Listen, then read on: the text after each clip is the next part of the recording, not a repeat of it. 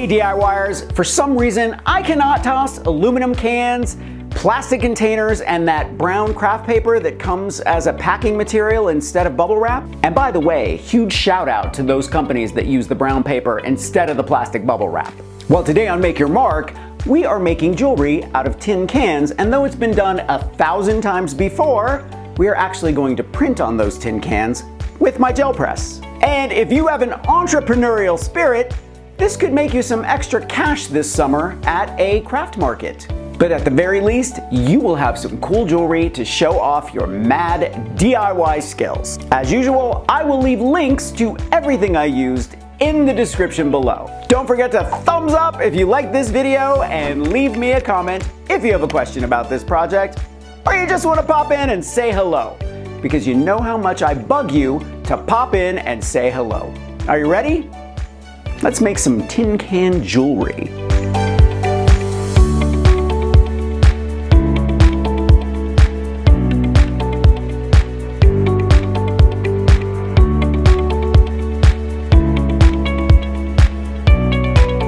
The first aluminum beverage can was manufactured by Reynolds Metal Company in 1963 and used to package a diet cola called Slenderella.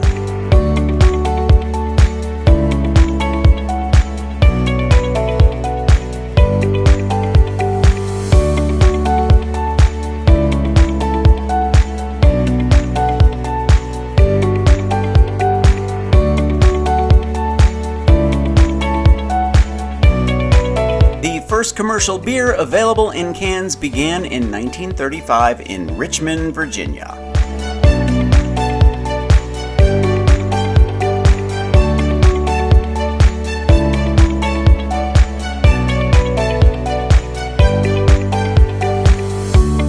The history of aluminum was shaped by the usage of its compound alum. The first written record of alum was in the 5th century BC by Greek historian Herodotus.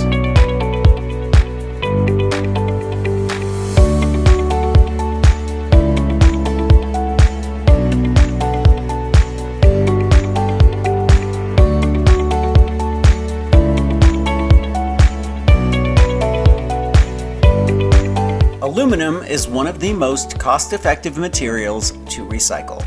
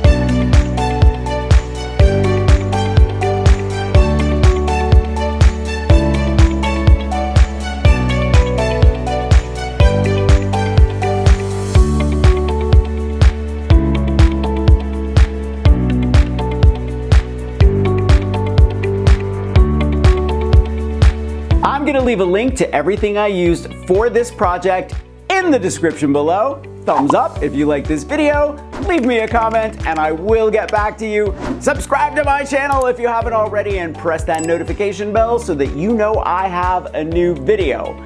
Grab any one of my craft books for inspiration. I think you'll like the Big Ass Book of Bling. It's all about jewelry. And I will see you next week. Bye.